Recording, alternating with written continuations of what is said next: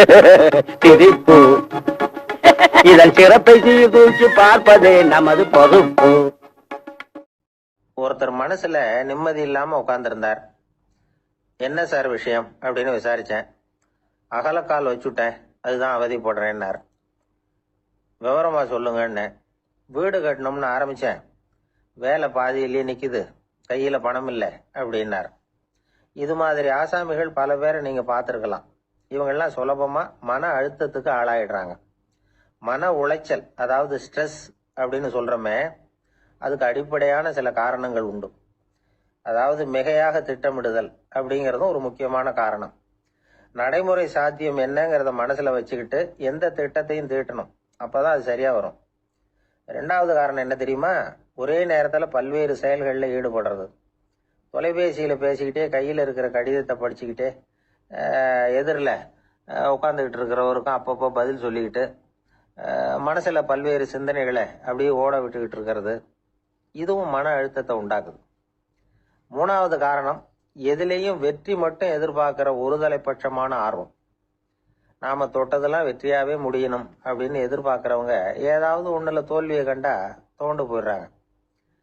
எப்படியும் முடியலாம்ங்கிற எண்ணம் ஏற்கனவே நமக்குள்ள இருந்துட்டுதுன்னா அந்த அவஸ்தை வராது. அதனால அதுவும் நம்ம வளர்த்து கொள்ள வேண்டிய ஒரு குணம். மன உளைச்சல் ஏற்படுறதுக்கு இன்னொரு காரணம், எதையும் வேகமா செஞ்சுடணும் அப்படிங்கிற துடிப்பு. அந்த துடிப்பே மனசை அழுத்த ஆரம்பிச்சிடும். எந்த ஒரு காரியத்திலையும் தாமதமோ இடையூறோ ஏற்பட்டா அதை பொறுத்துக்கிற மனப்போக்கம் வேணும். அது இல்லாதவங்க அழுத்தத்துக்கு ஆளாயிடுறாங்க. சில பேர் வேலைன்னு எந்த நேரம் பார்த்தாலும் வேலையே கதின்னு கிடப்பாங்க. பொழுதுபோக்குக்கோ உடற்பயிற்சிக்கோ குடும்பத்தில் உள்ளவங்க அல்லது நண்பர்கள் கூட கலந்துரையாடவோ கொஞ்சம் கூட நேரம் ஒதுக்க மாட்டாங்க.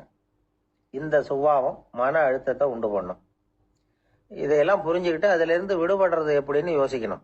வல்லுநர்கள் இது தொடர்பா சில யோசனைகளை சொல்லி வச்சிருக்கிறாங்க. அது என்னன்னா, வாழ்க்கைங்கிறது பிரச்சனைகளால பின்னப்பட்ட ஒன்று.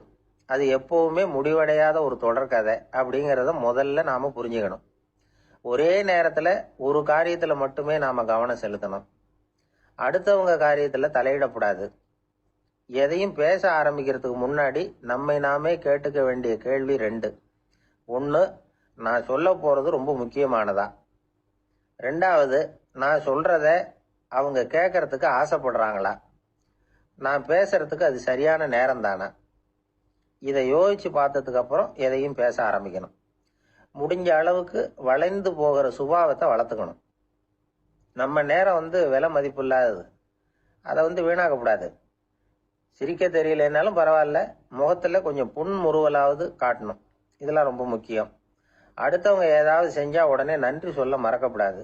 தினமும் கொஞ்ச நேரத்தை தனிமையில செலவு பண்ணணும். மன உளைச்சல்ல இருந்து விடுபடுறதுக்கு 3 முக்கிய வழிகள் சொல்றாங்க. அதை சுருக்கமா ரெட் அப்படின்னு சொல்றாங்க. RED ஆங்கில எழுத்துல. அந்த முதல் எழுத்து R, அது என்னன்னா ரிலாக்ஸேஷன், அதாவது இடை ஓய்வு. 2வது E எக்ஸர்சைஸ், உடற்பயிற்சி. 3வது டயட், திட்டமிட்ட உணவு முறை. அதனால தியானம், மூச்சு பயிற்சி இதெல்லாம் இந்த இடை ஓய்வுக்கு வழிகள். எந்த வேலையையும் தொடர்ந்து செய்யக்கூடாது. எல்லார்கிட்டையும் கலகலப்பா பழகணும். மாசத்துக்கு ஒரு நாளாவது குடும்பத்தோட வெளியில போயிட்டு வரணும். சுலபமான உடற்பயிற்சிகளை செய்யலாம். உடற்பயிற்சிங்கிறது நமக்காக நாம செய்கிற ஒரு நீண்ட கால முதலீடு அப்படின்னு சொல்லுவாங்க. அதாவது லாங் டேர்ம் இன்வெஸ்ட்மெண்ட்டாம். அளவோட சாப்பிடணும், மெதுவா சாப்பிடணும். இதெல்லாம் கொஞ்சம் மனசுல வச்சுக்கிட்டு நடந்துக்கிட்டா மகிழ்ச்சியா வாழலாம். சில பேர் சாப்பாட்டு விஷயத்துல ரொம்ப அக்கறை எடுத்துக்கிறது உண்டு. ஒரு குண்டு ஆசாமி சாப்பிட உட்கார்ந்தார். முதல்ல ஒரு மாத்திரை சாப்பிட்டார். எதுக்குன்னு கேட்டோம். பசி எடுக்கிறதுக்குன்னார். சாப்பிட்டு முடிச்சார். பிறகு மறுபடியும் ஒரு மாத்திரை சாப்பிட்டார். இது எதுக்குன்னு கேட்டோம். சாப்பிட்டது ஜீரணமாகறதுக்கு அப்படின்னா. ஒரு நண்பர் இருக்கார். எப்ப பார்த்தாலும் கையில ஒரு புத்தகம் இருக்கும். புத்தகம் இல்லாம எங்கேயும் புறப்பட மாட்டார். எதுக்காக இப்படி எடுத்துட்டு போறீங்க அப்படின்னு கேட்டா, எனக்கு இது ஒரு நல்ல நண்பன் மாதிரி. இந்த காலத்துல எங்க போனாலும் காத்திருக்க வேண்டியிருக்கு. அது மாதிரி சமயத்துல நான் நண்பன் கூட பேசிக்கிட்டு இருப்பேன் அப்படின்பாரான். ஒருத்தர் ஒரு பெரிய அரச பதவியில் இருந்தார். அவர் பதவியிலிருந்து இறங்க வேண்டிய சூழ்நிலை. அரசு கொடுத்திருந்த வீட்டை விட்டுட்டு வெளியில வர்றார். வரும்பொழுது 2 கையிலையும் 2 பெட்டியை எடுத்துக்கிட்டு வந்தாராம். சார் உங்களுடைய உடைமைகள் அப்படின்னு கேட்குறாங்க அங்கே இருந்த ஊழியர்கள். இவர் தன்னுடைய கையில் இருக்கிற பெட்டியை காட்டி இதுதான் என்னுடைய சொத்து அப்படின்னாராம். ஒரு பெட்டியில் அவருடைய உடைகள், இன்னொரு பெட்டியில் அவர் விரும்பி படிக்கிற புத்தகங்கள். அவ்வளவுதான். இதுதான் இருந்துதான். புத்தகம் படிக்கிறது மனசுக்கு நல்லதுங்கிறது நமக்கு தெரியும். புத்தக வாசிப்பு உடம்புக்கும் நல்லதுங்கிறாங்க. அது நமக்கு ஆச்சரியமா தான் இருக்குது. ஒரு நபர் ஒரு வருஷத்துல சராசரியா 2000 பக்கங்களை படிச்சிருக்கணுமா, யுனெஸ்கோ பரிந்துரை. ஆனா நம்ம நாட்டில் நாம சராசரியா படிக்கிறது 32 பக்கங்கள். அவ்வளவுதான். இவ்வளவுக்கு நம்ம நாட்டில் 6000த்துக்கும் மேற்பட்ட நாளேடுகள், 2000த்துக்கும் மேற்பட்ட இதழ்கள், மலர்கள், இவ்வளவு இருந்தும் சரியா வரல. இந்த உலகத்துல முதல் நூலகம் எங்க எப்போ ஆரம்பமாச்சு தெரியுமா? கிமு 2500ஆம் ஆண்டுல அது ஆரம்பமாயிருக்குது. பாபிலோனியாவில் அமில் அணு அப்படிங்கிற அரசன் தான் நூலகத்தை உருவாக்கி இருக்கிறான். அப்பெல்லாம் தாள் கிடையாது, களிமண் தான். களிமண் பலகைகளில் எழுதி அது தொகுத்து அப்படியே நூலாக்கி அதை நூலகத்தில் வச்சிருப்பாங்களாம். அரசருடைய நூலகத்தில் 1000த்துக்கும் மேற்பட்ட நூல்கள் இருந்ததாக வரலாற்று குறிப்பு இருக்குது. அது மட்டும் இல்லை, அந்த நூலகத்தில் பொருள் வாரியா, அதாவது சப்ஜெக்ட் வாரியா புத்தகங்களை வகைப்படுத்தி வச்சிருந்தாங்களாம். அதில் மிச்சம் இருந்த ஒரு 25 களிமண் பலகை புத்தகங்கள் இன்னைக்கும் பிரிட்டிஷ் அருங்காட்சியகத்தில் இருக்குதான். அச்சு தாள் இதெல்லாம் ஏற்பட்டதுக்கு அப்புறம் அமைக்கப்பட்டது தான் பிரான்சில் இருக்கக்கூடிய பாரிஸ் நூலகம். 1480 பிரெஞ்சு மன்னர் 11ஆம் லூயி இந்த நூலகத்தை அமைச்சாராம். ஆனால் அப்பெல்லாம் அரசர்கள் மட்டும்தான் நூலகத்தை பயன்படுத்த முடியுமா. அதுக்கப்புறம் 17ஆம் நூற்றாண்டில் இந்த முறை மாறி பொதுமக்கள் அங்கே போகலாம், படிக்கலாம் அப்படிங்கிற நிலைமை வந்துதான். போட்லியன் நூலகம் அப்படின்னு அதுக்கு பேர், பாரிஸ் நகரத்தில் இருக்கு. அங்கே தான் நூல்களின் பட்டியல் தயாரிப்பு பணி ஆரம்பமாச்சு. கல்வி வளர்ச்சியையும் நூலகத்தையும் இணைச்சவர் நெப்போலியன் போனபார்ட். முன்பணம் செலுத்தி புத்தகத்தை படிக்கிற முறையையும் அவர் தான் கொண்டுகிட்டு வந்தாராம். மக்கள்கிட்ட வசூலிக்கிற வரியின் ஒரு பகுதியை நூலகத்துக்கு பயன்படுத்தினவரும் அவர் தானா. நெப்போலியன் நூலகத்தில் உலகத்தில் உள்ள எல்லா மொழி நூல்களும் இருக்குதான். அங்கே ஒரு தமிழ் நூலும் இருந்திருக்குது. அது என்னன்னா கம்பராமாயணம். சோவியத் யூனியனுக்கு படையெடுத்து போனப்போ அங்கேருந்து லட்சக்கணக்கான புத்தகங்களை இந்த பனிச்சறுக்கு வாகனங்கள் இருக்குல்ல, அதில் கொண்டுகிட்டு வந்ததாக வரலாறு. அடுத்தபடியாக குறிப்பிட்டு சொல்லத்தக்க நூலகம் எதுன்னா பிரிட்டிஷ் நூலகம். மிக பழைய கையெழுத்து பிரதியெல்லாம் கூட அங்கே இருக்குது. 1753 ஆரம்பமாச்சு. அதில் உள்ள நூல்களை வரிசையாக அடுக்கினா 180 கிலோமீட்டர் நீளத்துக்கு வருமா. மிகப்பெரிய நூலகம் அமெரிக்க தலைநகர் வாஷிங்டனில் இருக்குதான். இந்தியாவை பொறுத்த வரைக்கும் பெரிய பழைய நூலகம் எதுன்னா கல்கத்தா நூலகம். எல்லா இந்திய மொழி நூல்களும் இங்கே உண்டு. மகாகவி பாரதியார் நடத்தின இந்தியாங்கிற இதழின் எல்லா பிரதிகளும் அங்கே பாதுகாப்பாக இருக்குது. படிக்கும் பழக்கம் இங்கே வளர வேண்டியிருக்குது. ஒருத்தர்கிட்ட ஒரு புஸ்தகத்தை கொடுத்து விமர்சனம் எழுத சொல்லியிருந்தாங்க. கொஞ்ச நாள் கழிச்சு அவரை போய் பார்த்து, என்னங்க புஸ்தகத்தை படித்து பார்த்தீங்களா அப்படின்னு கேட்டாங்களாம். இதுக்கு அவர் சொல்லியிருக்கிறார், இன்னும் நான் படித்து பார்க்கலிங்க, இப்போ தானே விமர்சனமே எழுதி முடிச்சிருக்கிறேன், இனிமே தான் படிக்கணும் அப்படின்னாராம். இந்த உலகத்தில் எல்லாருக்கும் மகிழ்ச்சி தரக்கூடிய ஒரு பொருள் எது? இது ஒரு முக்கியமான கேள்வி. இந்த கேள்விக்கு பொருத்தமான ஒரு பதிலை உங்களால் சொல்ல முடியுமா? அதாவது கொஞ்சம் யோசிச்சு பார்த்தா பணம்னு சொல்லலாமா? இப்போ கையில் காசு இல்லாதவங்ககிட்ட ஒரு 10 ரூபாய் கொடுத்தா அது அவனுக்கு சந்தோஷத்தை கொடுக்கும். ஏற்கனவே வருமான வரி பிரச்சனையில் சிக்கி இருக்கிறவர்கிட்ட இன்னும் கொஞ்சம் பணம் இந்தாங்கன்னு சொல்லி கொடுத்தோம்னா அது அவருக்கு சங்கடத்தை தான் கொடுக்கும். அதனால அந்த கேள்விக்கு பணம்ங்கிறது பொருத்தமான பதிலாக இருக்க முடியாது. கேள்வி என்னன்னா, இந்த உலகத்துல எல்லாருக்கும் மகிழ்ச்சி தரக்கூடிய ஒரு பொருள் எது? சரி, இனிப்புன்னு சொல்லலாமா? ஏன்னா எல்லாருக்கும் இனிக்க தானே செய்யும். அதுலயும் ஒரு சிக்கல் இருக்கு. சக்கரை வியாதிகாரங்களுக்கு அது என்ன சந்தோஷத்தையா கொடுக்கும்?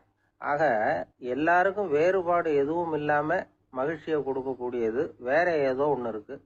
அது என்னன்னு கண்டுபிடிக்கணும். அதுதான் இன்னைக்கு தகவல். அதை கண்டுபிடிக்கணும்னா இந்த கதையை கேட்கணும். அது என்ன கதைன்னா, ஒரு ஊர்ல ஒரு ராஜா இருந்தார். அவருக்கும் இதே சந்தேகம் வந்துட்டுது. அதாவது எல்லாருக்கும் இன்பம் தரக்கூடிய பொருள் எது அப்படின்னு. இதுக்கு பதில் தெரிஞ்சுக்கிறதுக்கு ஆசைப்பட்டார். சரி, அதுக்கு என்ன செய்யலாம்னு யோசனை பண்ணாரு. நாட்டு மக்களுக்கு பகிரங்கமா ஒரு அறிவிப்பு கொடுத்தார். நம்ம நாட்டு மக்கள் இன்பம் தரக்கூடிய பொருள் எதுன்னு நினைக்கிறாங்களோ அதை கொண்டுகிட்டு அரண்மனையில உள்ள கண்காட்சி மண்டபத்துல வைக்கலாம். அப்படி அவங்க வைக்கிற பொருள்கள்ல எது எல்லாருக்கும் இன்பம் தரக்கூடியதா இருக்குமோ அதை வச்சவருக்கு 1000 பொற்காசுகள் பரிசு அப்படின்னு அறிவிப்பு கொடுத்துட்டார். ஜனங்கள் இந்த அறிவிப்பை கேட்டாங்க. அதுக்கப்புறம் சும்மா இருப்பாங்களா? 1000 பொற்காசுன்னா சும்மாவா? அவங்க கையில் என்னென்ன கிடைச்சதோ அதையெல்லாம் கொண்டாந்து அரண்மனை காட்சி மண்டபத்தில் வச்சுட்டாங்க. அதுக்கப்புறமா ராஜா அங்கே வந்தார். ஒவ்வொன்றா பார்த்துக்கிட்டே வந்தார். முதல்ல ஒரு குயில் இருந்தது, இனிமையாக பாடக்கூடிய குயில். இந்த குயிலோட இன்னிசை எல்லாருக்கும் இன்பம் தரக்கூடியது தான். இருந்தாலும் காது கேட்காதவங்களுக்கு இந்த இசை எப்படி இன்பம் தர முடியும்? அதனால இது சரியில்லைன்னு விட்டார். அடுத்தபடியாக போனார். அங்கே என்ன வச்சிருக்கிறாங்கன்னு பார்த்தா ஒரு அழகான மயில் அங்கே தோகை விரித்து ஆடிக்கிட்டு இருக்குது. இந்த மயிலோட ஆட்டம் மனசுக்கு இன்பம் தரக்கூடியது தான். இருந்தாலும் பார்வை இல்லாதவங்க இந்த ஆட்டத்தை பார்த்து ரசிக்க முடியுமா? முடியாது. அதனால இதுவும் சரியில்லை அப்படின்னு சொல்லிவிட்டார். அதுக்கு அடுத்தபடியாக போனார். பல வகையான இனிப்பு பண்டங்களை வச்சுருந்தாங்க. பார்த்தார், வயசானவங்களுக்கும் நோயாளிகளுக்கும் இது இன்பம் தராது, துன்பம் தான் கொடுக்கும் அப்படின்னார். இப்படி ஒவ்வொன்றா பார்த்துக்கிட்டே போகிறார். அழகான மலர்கள், கனிகள், ஓவியங்கள் எதுவுமே பொருத்தமாக தெரியல. சகல பேருக்கும் இன்பம் தரக்கூடிய வகையில் எதுவும் இல்லை. கடைசியாக வந்தார். அங்கே ஒரு களிமண் பொம்மை இருந்தது. அது என்ன பொம்மை தெரியுமா? பசியால் வாடி இருக்கிற ஒருத்தருக்கு ஒரு அம்மா இனிமையாக பேசிக்கிட்டு சோறு போடுறது மாதிரி அந்த பொம்மையை செஞ்சுருந்தாங்க. அதுக்கு கீழே அன்பு அப்படின்னு எழுதியிருந்துதான். ராஜா பளிச்சுன்னு ஒரு முடிவுக்கு வந்தார். அந்த பொம்மையை செஞ்ச சிற்பியை வரவழைச்சார், பரிசு கொடுத்தார். அன்பு ஒன்று தான் எல்லாருக்கும் இன்பம் அளிக்கக்கூடிய பொருள். காது கேட்காதவங்களும் அதை கேட்க முடியும், பார்வை இல்லாதவங்களும் அதை பார்க்க முடியும், குழந்தைகளும் அதை உணர முடியும் அப்படின்னு அதுக்கு விளக்கம் கொடுத்தார் அந்த மன்னர். இந்த உலகத்தில் எல்லாருக்கும் மகிழ்ச்சி தரக்கூடிய ஒரு பொருள் அன்பு தான். அதை புரிஞ்சுக்கிட்டு தான் சில கணவன்மார்கள் மனைவி பேரில் ரொம்ப அன்பை காட்டிக்கிறது வழக்கம். ஒரு வீட்டு வாசப்படி பக்கமாக மழைக்கு ஒதுங்கினார் ஒருத்தர். மழை தூரிக்கிட்டு இருந்தது, இருட்டு நேரம். அந்த வீட்டில் இருந்தவர், இன்னைக்கு ராத்திரி வேணும்னா இங்கேயே தங்கிட்டு காலையில் போங்க அப்படின்னார். உடனே இவர் சொன்னார், ரொம்ப நன்றிங்க, ஒரு 10 நிமிஷத்தில் இதோ வந்துவிடுறேன் அப்படின்னு சொல்லிவிட்டு எங்கேயோ ஓடினார். 10 நிமிஷம் கழித்து திரும்பி வந்தார். ஆமாம், எங்கே போயிட்டு வந்தீங்கன்னு கேட்டார் வீட்டில் இருந்தவர். நேராக எங்கள் வீட்டுக்கு போய் மனைவி கிட்ட இன்னைக்கு ராத்திரி இங்கேயே தங்கிக்கிறேன்னு சொல்லிவிட்டு வந்துட்டேன் அப்படின்னார் அவர். அன்புல இது ஒரு ரகம். இயேசுநாதர்கிட்ட ஒருத்தர் கேட்டாராம், இயேசுவே என்னை எவ்வளவு நேசிக்கிறீர்கள் அப்படின்னு. அவர் தன்னுடைய 2 கைகளையும் அகல விரித்து இவ்வளவு என்று சொல்லி சிலுவையில் உயிர் நீத்தார் அப்படின்னு சொல்லுவாங்க. அதாவது அந்த நேசிப்புக்கு எல்லை கிடையாது, அதே போல மன்னிப்புக்கும் எல்லை கிடையாது. இது இயேசுநாதர் சொல்லி கொடுத்த ஒரு பாடம். இயேசுனுடைய சீடர்கள்ல ஒருத்தன் பீட்டர், அவன் ஒரு நாள் இயேசுநாதர்கிட்ட கேட்டிருக்கான், இயேசுவே நான் என்னுடைய தம்பி கிட்ட அடிக்கடி சண்டை போட்டுக்கிட்டு இருக்கிறேன், என்னுடைய சகோதரன் கூட, அவனை நான் எத்தனை தடவை மன்னிக்கிறது? ஏற்கனவே 7 தடவை அவனை மன்னிச்சுட்டேன் அப்படின்னு சொல்லியிருக்கிறான். அப்போ இயேசு சொன்னாராம், மன்னிக்கிறதுக்கு எத்தனை தடவைங்கிற கணக்கெல்லாம் கிடையாது. எத்தனை தடவை உன்னுடைய சகோதரன் உன்னை கோபப்படுத்துகிறானோ அத்தனை தடவை நீ மன்னிக்கிறதுக்கும் தயாரா இருக்கணும், அதுதான் அப்படின்னு சொன்னாராம். அப்போ இவனுக்கு ஒன்றும் புரியல, இது என்ன அவன் தப்பு பண்ணிக்கிட்டே இருப்பான், அவன் மன்னிச்சுக்கிட்டே இருக்கிறதா அப்படிங்கிறது மாதிரி குழப்பமா இருந்திருக்கிறான். அப்போ இயேசுநாதர் தன்னுடைய சீடன் பீட்டர்கிட்ட ஒரு கதை சொன்னாராம். அந்த கதை இன்றைக்கு நாம் எல்லாரும் சிந்தித்து பார்க்க வேண்டிய ஒரு கதை. அதாவது மன்னிப்பை விரும்புகிறவர்கள் மன்னிக்கவும் தயாராக இருக்க வேண்டும் அப்படிங்கிறது தான் அந்த கதையினுடைய தத்துவம்.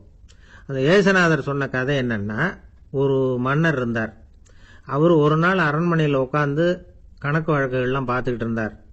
நம்ம அரண்மனையிலேருந்து யார் யார் அரசாங்க கடன் வாங்கியிருக்கிறாங்க, யார் யார் திருப்பி செலுத்தி இருக்கிறாங்க அப்படிங்கிற விவரத்தையெல்லாம் பார்த்துக்கிட்டு இருந்தார். அப்போதான் புரிஞ்சுது, அந்த அரண்மனையில் வேலை செய்கிற ஒருத்தனே அரசாங்க கடன் வாங்கியிருக்கிறான்.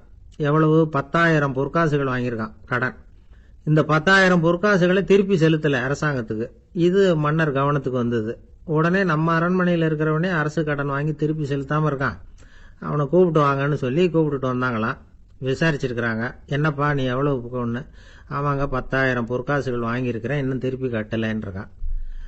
உடனே அவர் மன்னர் சொல்லியிருக்கிறார், நம்ம சட்டத்திட்டப்படி நீ உடனே பணத்தை திருப்பி கட்டிடு. அப்படி உன்னால் கட்ட முடியலன்னா உன்னுடைய வீடு, வாசல், சொத்து, சுகம் எல்லாத்தையும் விற்று அந்த பணத்தை அரசு கருவூலத்தில் சேர்த்துக்கிறதுக்கு நானே ஏற்பாடு பண்ணிடுறேன் அப்படின்னு அந்த மன்னர் சொன்னாராம். இவன் அப்படியே அதிர்ச்சி ஆயிட்டான், அப்படியே பொத்துன்னு காலில் விழுந்தானா. மன்னா என்னை மன்னிச்சுங்க, என்னால் முடியல, எனக்கு மன்னிப்பு கொடுங்க அப்படின்னு இருக்கான். உடனே அவர் எழுந்திருச்சு, சரி நீ மன்னிப்பு கேட்டுவிட்ட, அதனால உன்னை மன்னிக்கிறேன், நீ பணம் கட்ட வேண்டாம் அப்படின்னு சொல்லி அந்த மன்னர் அவனை விட்டுட்டாராம். பணத்தையும் தள்ளுபடி போட்டார், நீ திருப்பி கட்ட வேண்டான்னு. இவனுக்கு ரொம்ப மகிழ்ச்சி.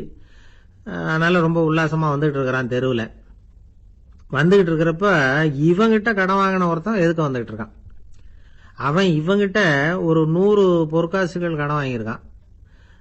அவன் வந்தான். இவன் போய் அவன் சாட்டையை பிடிச்சிக்கிட்டான், நீ எப்படா என் கடனை திருப்பி கொடுக்க போறேன்னு. அவன் இப்போ முடியல, கொஞ்சம் பொறுத்துக்கா, அப்புறம் தாரேன் இருக்கான். அதெல்லாம் முடியாது, நீ கொடுத்து தான் ஆகணும் அப்படின்னு இவன் புடிவமா சொல்றான். இப்ப நிலைமையை பாருங்க. இவன் ஏற்கனவே 10,000 பொற்காசுகள் அரசாங்கத்துல கடன் வாங்கினா அதுக்கு மன்னிச்சு விட்டுட்டார் இவனை. ஆனா இவன் இன்னொருத்தனை மன்னிக்கிறதுக்கு தயாரா இல்ல. இவங்கிட்ட கடன் வாங்கின இன்னொருத்தன் 10 பொற்காசுகள், அவனை மன்னிக்க தயாரா இல்ல. அவனை கொண்டு போய் நீதிமன்றத்துல கொண்டு போய் நிறுத்தி தண்டனை வாங்கி கொடுத்துட்டான். நீதிபதி என்ன சொன்னாரு, அந்த இவன் வாங்கின பொற்காசுகளை திருப்பி கட்டுற வரைக்கும் ஜெயிலில் இருக்கணுங்கிறது தீர்ப்பு. ஆனா உடனே அரசர் காதுல வந்து விழுந்தது. சொல்லிட்டாங்க, உங்ககிட்ட மன்னிப்பு வாங்கிட்டு போனானே ஒருத்தன், அவன் இன்னொருத்தனை மன்னிக்கிறதுக்கு தயாரா இல்லை, அவனை கொண்டு போய் ஜெயிலில் அடைச்சுட்டான் அப்படின்னு. உடனே மன்னர் பார்த்தார், இவனை மறுபடியும் கூப்பிட்டு வர சொன்னார். தபாரப்பா, நான் உன்னை மன்னிச்சு விட்டேன், ஆனா நீ இன்னொருத்தனை மன்னிக்கிறதுக்கு தயாரா இல்லை, அதனால என்னுடைய தீர்ப்பையும் மாத்துறேன், நீயும் அரசு கடன் தீர்ற வரைக்கும் ஜெயிலில் தான் இருக்கணும் அப்படின்னு சொல்லி ஜெயிலுக்கு அனுப்பிச்சுட்டாராம். இப்படி ஒரு கதையை இயேசுநாதர் தன்னுடைய சீடருக்கு சொன்னதாக ஒரு வரலாறு. அது என்ன, அதுல இருந்து நாம புரிந்து கொள்ள வேண்டியதுன்னா, நாம மன்னிக்கப்படணும்னு நாம விரும்புறோம்னா நாம இன்னொருத்தரை மன்னிக்கிறதுக்கு தயாரா இருக்கணும். அதனால நாம இன்னொருத்தரை யாரையும் மன்னிக்க மாட்டோம், ஆனா என்ன இன்னொருத்தர் மன்னிக்கணும் அப்படிங்கறது மாதிரி செய்யக்கூடாதுன்னு சொல்லுவாங்க. அது மாதிரி நாம இப்ப இது தப்பா புரிஞ்சுக்கிறவங்களும் இருக்கிறாங்க. பாவம் மன்னிப்புங்கிறதுலாம் எதுக்குன்னா, அதாவது மறுபடியும் பாவம் செய்யாம இருக்கிறதுக்காக தான். அதான் மன்னிக்கிறாரே அப்படிங்கிறதுக்காக மறுபடியும் பாவம் பண்ணிட்டு இருக்கிறது இல்லை. அதான் ஒருத்தர் கேட்டாராம், பாவத்திலிருந்து மன்னிப்பு கிடைக்கணும்னா நீ என்ன செய்யணும் அப்படின்னு கேட்டிருக்காரு. அதுக்கு அவன் சொல்லியிருக்கிறான், நான் முதல்ல பாவம் செய்யணும், அப்பதானே மன்னிப்பு கிடைக்கும் அப்படின்னு நானா. இப்படிப்பட்டவர்கள் தான் இன்னைக்கு உலகத்துல அதிகமா இருக்கிறாங்க. அதனால இந்த மன்னிப்பின் மகத்துவம்ங்கிறது இயேசுநாதர்ட்ட இருந்து தான் நாம புரிஞ்சுக்கணும். அந்த இயேசு சொன்ன அந்த மன்னிக்கிற மனோபாவம் இருந்தால் இன்னைக்கு உலகம் பூராவும் அமைதி பூங்காவாக இருக்கும். அதுல ஒன்றும் ஆச்சரியமே இல்லை, அதுல ஒன்றும் சந்தேகமும் இல்லை. அதனால மன்னிக்கிற மனோபாவத்தை நாம எல்லாரும் நமக்குள்ளே வளர்த்து கொள்ள வேண்டும் அப்படிங்கிறது தான் நாம இன்றைக்கு எல்லோரும் சிந்தித்து பார்க்க வேண்டிய ஒரு செய்தி. ஒருத்தர் அவசரமா போய்கிட்டு இருந்தார். எங்க போயிட்டு இருக்கீங்க அப்படின்னு கேட்டார் ஒரு பெரியவர். கடைக்கு போறேன் சார், சாமான் வாங்கறதுக்கு அப்படின்னார்.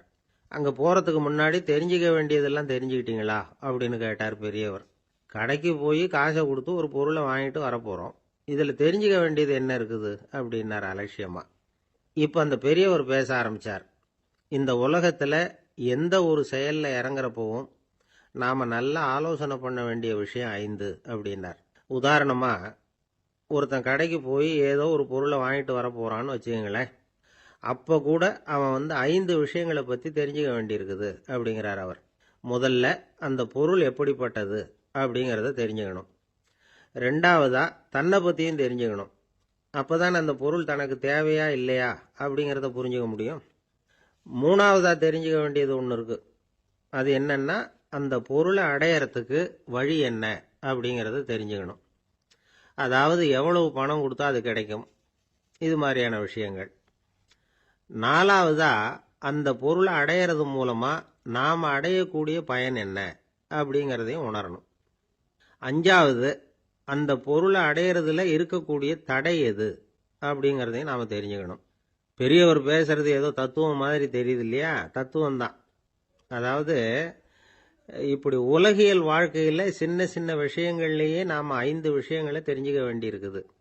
அது ரொம்ப அவசியமா இருக்கு. பேரின்ப நிலைன்னு சொல்றாங்கல்ல, அது மாதிரி பெரிய சமாச்சாரங்கள்லயும் இந்த 5 விஷயங்களை நாம தெரிஞ்சுக்க வேண்டியிருக்குது. அதுக்கு பேர் என்னன்னா அர்த்த பஞ்சகம். வைணவ சமயத்துல அர்த்த பஞ்சகம்ங்கிறது ரொம்ப பெரிய விஷயம். கடைக்கு போறது மாதிரி கடவுளை பார்க்க போறப்போ நாம 5 விஷயங்களை தெரிஞ்சுக்கணுமா. முதல்ல பரம்பொருள் அப்படிங்கிறது என்ன, அதோட தன்மைகள் என்ன, இதை தெரிஞ்சுக்கணும். இதுக்கு பேர் என்னன்னா பரமாத்ம ஸ்வரூபம் அப்படின்னு பேர். 2வது நாம யாரு, நம்மோட தன்மை என்ன அப்படிங்கறத தெரிஞ்சுக்கணும். நான் யாருன்னு எனக்கே தெரியலங்கிறப்போ இதை நான் சொல்றேன்னு இது என்னுடையதுன்னு சொல்றது தப்பு தானே. அப்புறம் மூணாவது விஷயம், பரம்பொருளை நாம் அடையறதுக்கு வழி எது, இது தெரிஞ்சுக்கணும். இது உபாய ஸ்வரூபம் அப்படின்னு பேர். நாலாவது விஷயம், நாம் அடைய வேண்டிய பயன்கள் என்ன அப்படிங்கறது தெரிஞ்சுக்கிறது. இதுக்கு புருஷார்த்தம் அப்படின்னு பேர். அஞ்சாவது, அந்த பயனை அடைய விடாமல் தடுக்கிற தடைகள் யாவை அப்படிங்கறது தெரிஞ்சுக்கிறது. இது விரோதி ஸ்வரூபம். இதைத்தான் தடையியல் அப்படின்னு சொல்றாங்க. அதாவது பரமாத்மாவை பற்றிய அறிவு, ஜீவாத்மாவை பற்றிய அறிவு, உபாயம் பற்றிய அறிவு, புருஷார்த்தம் பற்றிய அறிவு, இந்த 4 அறிவுக்கும் எதிரடையா, அதாவது அதையெல்லாம் தப்பா புரிஞ்சுக்கிறதால உண்டாகக்கூடிய அறிவு விரோதி ஸ்வரூபம். என்ன இது தகவல்ல ஏதாவது கதை சொல்லுவீங்கன்னு பார்த்தா ஏதோ தத்துவம் பேசிக்கிட்டு இருக்கிறீங்களே அப்படின்னு நினைக்கலாம். இதுவும் தெரிஞ்சுக்க வேண்டிய ஒரு பெரிய விஷயம்தான். காதில் போட்டு வச்சா எப்போவாவது உபயோகப்படும். என்னுடைய நண்பர் ஒருத்தர் ஒரு நாள் என்கிட்ட சொன்னார், சார், அடுத்த மாதம் தஞ்சாவூரில் ஒரு கல்யாணம், போகிறதா வேண்டாமா அப்படின்னு ஒரே குழப்பமா இருக்கு அப்படின்னார். நான் உடனே இந்த அர்த்த பஞ்சக உபதேசம் பண்ண ஆரம்பித்தேன். அவர் எல்லாத்தையும் பொறுமையாக கேட்டுவிட்டு, சரி சார், நான் போகிறதுன்னு முடிவு பண்ணிவிட்டேன்னார். எப்படி இந்த முடிவுக்கு வந்தீங்க அப்படின்னு கேட்டேன். அவர் சொன்னார், சார், அந்த 2வது பாயிண்ட் ஒன்று சொன்னீங்களே, அதை புரிஞ்சுக்கிட்டதுக்கு அப்புறம்தான் இந்த முடிவுக்கு வந்தேன் அப்படின்னார். என்ன 2வது பாயிண்ட்டுன்னு? அதாவது தன்னை பற்றி புரிஞ்சுக்கணும் அப்படின்னு சொன்னீங்க. உடனே என்னை பற்றி புரிஞ்சுக்கிட்டேன், நான் யாருங்கிறது எனக்கு தெரிஞ்சுது, உடனே போகிறது தான் நல்லதுன்னு முடிவு பண்ணிவிட்டேன்னார். நீங்கள் யாருன்னு கேட்டேன். நான் தான் சார் அந்த கல்யாணத்தில் தாலி கட்ட வேண்டிய மாப்பிள்ளை அப்படின்னார். ஒரு நாள் ஒரு தகப்பனார் தன்னுடைய பிள்ளைய அழைச்சிட்டு வந்தார்.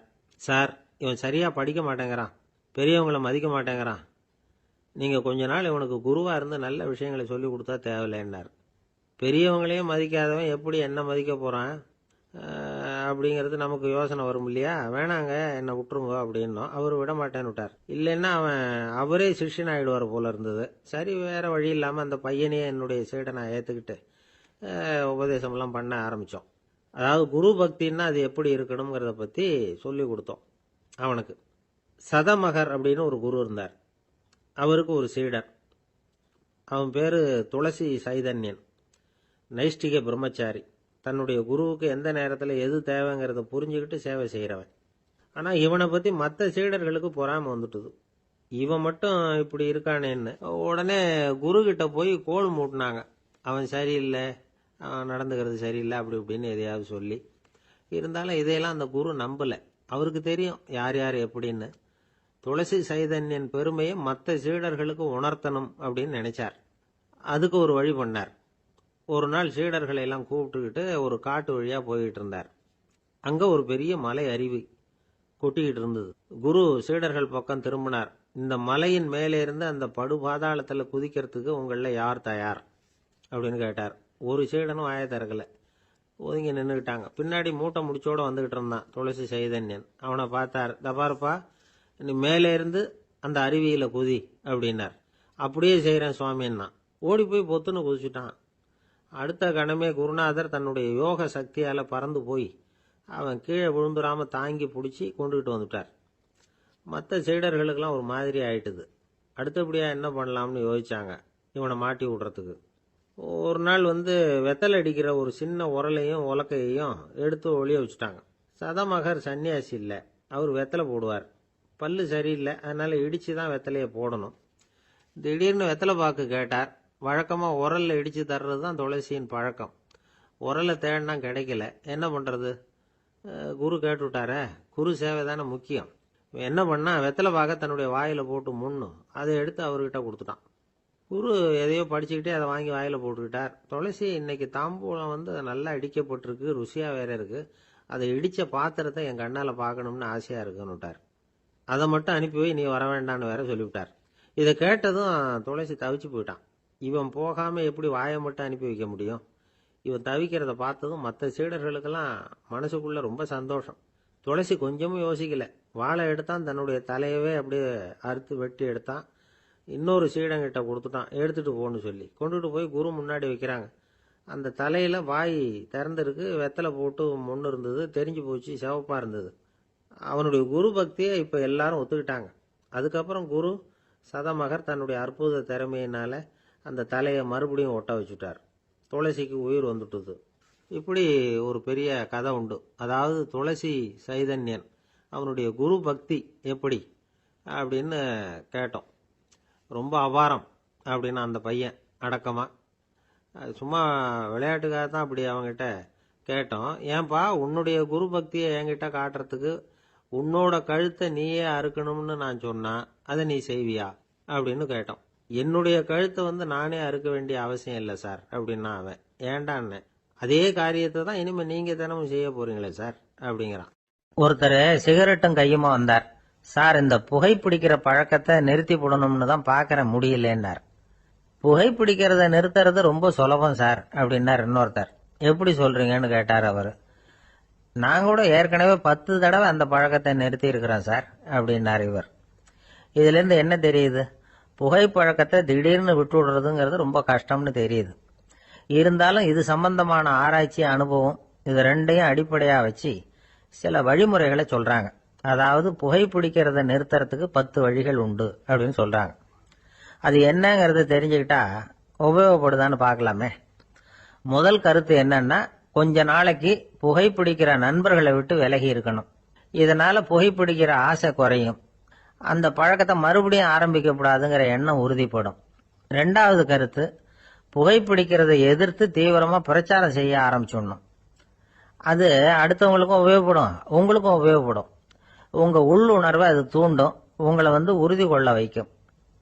3வது கருத்து என்னன்னா, தினமும் 2 தடவை குளிக்கணும். எப்படி தெரியுமா? முதல்ல வெது வெதுப்பான தண்ணீர், அப்புறம் குளிர்ந்த தண்ணீர், இப்படி மாறி மாறி குளிக்கணுமா. 4வது கருத்து, உடற்பயிற்சிகள் செய்யணும். மூச்சு வாங்குற மாதிரியான பயிற்சிகள் ரொம்ப நல்லதான். பிராணாயாமம் அப்படிங்கிற மூச்சு பயிற்சி ரொம்ப நல்லதுங்கிறாங்க. அப்புறம் 5வது கருத்து, சாப்பாடு மிதமா இருக்கணும், சீரா இருக்கணும். பச்சை காய்கறிகள், பழங்கள் சாப்பாட்டுல சேர்த்துக்கலாம். அடிக்கடி கொஞ்சம் கொஞ்சமா சாப்பிட்டு ரத்தத்துல சர்க்கரையின் அளவை பராமரிக்கணும். இது நரம்புகளை அமைதிப்படுத்தும். 6வது கருத்து என்னன்னா, ரொம்ப நேரம் பசியோட இருக்கக்கூடாது. புகைப்பிடிக்கிறத நிறுத்த முயற்சி செய்யும் பொழுது எடை குறைப்பு நடவடிக்கைகளை மேற்கொள்ளக்கூடாது. 7வது கருத்து, காப்பி, தேநீர், மதுபானம், அப்புறம் போதைப் பொருள்கள் கலந்த உணவுகள் இதெல்லாம் வேணாம். புகைப்பிடிக்கிறத அதெல்லாம் ஊக்கப்படுத்தும். கடுகு, மிளகு, அப்புறம் காரமான பொருள்களை தவிர்க்கணும். உப்பு அளவை குறைக்கணும். தினமும் 10 கோவள தண்ணீராவது குடிக்கணும். வெறும் தண்ணி புகைப்பிடிக்கிற ஆவலை தணிக்குதான். 8வது கருத்து, கையில சிகரெட்டு, புகையில ஏதாவது இருந்தா உடனே தூக்கி எறிஞ்சிடுங்க. அது கையில் இருக்கிற வரைக்கும் புகைப்பிடிக்கிற ஆசை வந்துகிட்டே இருக்கும். 9வது கருத்து என்னன்னா, இறை நம்பிக்கை உள்ளவங்க புகைப்பிடிக்கிற எண்ணம் வர்றப்போவெல்லாம் பிரார்த்தனை செய்ய ஆரம்பிச்சுடலாம். 10வது கருத்து, உங்களுக்கு ரொம்பவும் வேண்டியவங்க யாரோ அவங்க கிட்ட எல்லாம் நீங்க புகைப்பிடிக்கிறத நிறுத்தி விட்டதா சொல்லிவிடுங்க. இந்த 10 வழிகளையும் கடைபிடிக்க ஆரம்பிச்சுட்டா புகைப்பிடிக்கும் பழக்கத்தை நிறுத்தி விடலாம் அப்படின்னு சொல்றாங்க அனுபவப்பட்டவங்க. முயற்சி பண்ணி பார்க்கலாம். ஒரு முக்கியமான இடத்துல நின்றுகிட்டு இருந்தார் ஒருத்தர். அங்க இன்னொருத்தர், ஏன் சார் இந்த இடத்துல சிகரெட் பிடிக்கலாமா அப்படின்னு அனுமதி கேட்டார். இந்த இடத்துல சிகரெட் பிடிக்க கூடாதுங்க அப்படின்னாரு இவர். நீங்க இப்படி சொல்றீங்க, ஆனா இந்த இடத்துல கீழே நிறைய சிகரெட் துண்டுகள் கிடக்குதே, அவங்கெல்லாம் யாரு? அவங்கெல்லாம் உங்க மாதிரி என்கிட்ட அனுமதி கேட்காதவங்க அப்படின்னாரா இவர். ஒரு நண்பர் ஆனந்தமா சிகரெட் பிடிச்சிக்கிட்டு இருந்தார். இந்த பழக்கத்தை விட்டுவிடுங்களேன் அப்படின்னு சொல்லி பார்த்தோம். விட்டுடலாம்னு தான் பாக்குறேன், ஆனா முடியலையேன்னார். மனசு வச்சா எல்லாம் முடியும் அப்படின்னும். அவர் கொஞ்ச நேரம் யோசனை பண்ணார். அப்புறம் சொன்னார், சரி சார், இதுதான் நான் பிடிக்கிற கடைசி சிகரெட் அப்படின்னு சொல்லி ரொம்ப அழுத்தமா புகையை உள்ளுக்கு இழுத்தார். அதுக்கப்புறம் அந்த துண்டு சிகரெட்டை வீசி எறிஞ்சுட்டார். ஒருத்தர் இது மாதிரி தீர்மானம் பண்ணி தன்னுடைய கடைசி சிகரெட்டை தூக்கி எறிஞ்சுட்டாருன்னா அது ஒரு பெரிய விஷயம்தான். அதுக்கு பிறகு அவர் உடம்புல படிப்படியா என்னென்ன மாற்றங்கள் நடக்கும் அப்படிங்கறத பத்தி ஒரு விவர பட்டியலே வெளியிட்டு இருக்கிறாங்க.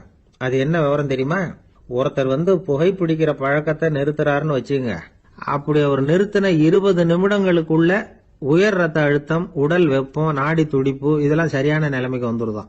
8 மணி நேரத்துக்குள்ள இந்த ஸ்மோக்கர்ஸ் பிரீத் அப்படிங்கிற தன்மை மறைஞ்சிருதான். ரத்தத்துல உள்ள கார்பன் மோனாக்சைடு அளவு குறையுதான். ஆக்சிஜன் அளவு கூடுதான். சரியான அளவுக்கு வந்துருதான். ஒருத்தர் கடைசி சிகரெட்டை தூக்கி எறிஞ்சுட்டாருன்னா 24 மணி நேரத்துக்குள்ள மாரடைப்பு ஏற்படுறதுக்கான வாய்ப்பு குறைஞ்சுடுதான். 48 மணி நேரத்துக்குள்ள உணர்வு நரம்புகளின் முனைப்பகுதிகள் மறுபடியும் ஒன்னு சேர்ந்துருதான். அதனால நாக்கு சுவை உணர்வு, மூக்கின் முகரும் சக்தி இதெல்லாம் வந்து மேம்படுதான், நல்ல நிலைமைக்கு வந்துருதான். சிகரெட்டை நிறுத்தின 3 நாளுக்குள்ள மூச்சு விடுறது சுலபமாயிடுதான். இப்படி அவங்க பட்டியல் நிறைய சொல்றாங்க. 2 அல்லது 3 மாசத்துக்குள்ள என்ன ஆகும் தெரியுமா, ரத்த ஓட்டம் வந்து மேம்படுது, நடக்கிறது சுலபமாயிடுது. நுரையீரல் கொள்ளளவு 30% அதிகரிக்குது. 1 to 9 மாசத்துக்குள்ள சுவாச குறைபாடுகள் நீங்குது. நுரையீரல்ல இருக்கக்கூடிய இந்த அசுத்தம் வடிகட்டும் திசுக்கள் சரியா வேலை செய்ய ஆரம்பிச்சிருது. 1 வருஷத்துக்குள்ள இந்த இதய அழுத்த நோய்க்கான வாய்ப்பு பாதியா குறைஞ்சிருது. இந்த சிகரெட்டை நிறுத்தின 5 வருஷத்துக்குள்ள ஒரு நாளைக்கு 1 பாக்கெட் சிகரெட் பிடிக்கிறவர்கள்ல நுரையீரல் புற்றுநோயினால சாகிறவர்கள் எண்ணிக்கை பாதியா குறைஞ்சிருது. புற்றுநோய் செல்கள் வந்து சீரமைக்கப்படுது. ஆக ஒருத்தர் புகைக்கிறத விட்டுணும்னு தீர்மானம் பண்ணி தன் கையில இருக்கிற சிகரெட்டை இதுதான் கடைசின்னு சொல்லி தூக்கி எறிஞ்சுட்டா அதுக்கப்புறம் படிப்படியா இவ்வளவு நன்மைகளும் மாற்றங்களும் ஏற்படுறதாக இந்த அமெரிக்கன் கேன்சர் சொசைட்டி தெரிவிச்சிருக்குது. அதனால புகைப்பழக்கம் உள்ளவங்க இதெல்லாம் கொஞ்சம் யோசிச்சு பார்த்து அந்த பழக்கத்தை விட்டு விடுறது ரொம்ப நல்லது. ஆனா அதையெல்லாம் நாம சொன்னா யாரு கேட்கறாங்க. என்னுடைய நண்பர் ஒருத்தர் புகைப்பழக்கம் உள்ளவர், அவர் என்கிட்ட சொன்னார், சார் சிகரெட் பிடிக்கிற பழக்கத்தை விட்டு விடுறது என்னை பொறுத்த வரைக்கும் ஒன்றும் பெரிய கஷ்டமான செயல் இல்லை, அது ரொம்ப சுலபம் அப்படின்னார். எப்படி சொல்றீங்கன்னு கேட்டேன். நான் ஏற்கனவே 20 தடவை அந்த பழக்கத்தை விட்டுருக்கேன் சார் அப்படின்னு. சிரிப்பு இதன் சிறப்பை சீர்தூக்கி பார்ப்பதே நமது பொறுப்பு.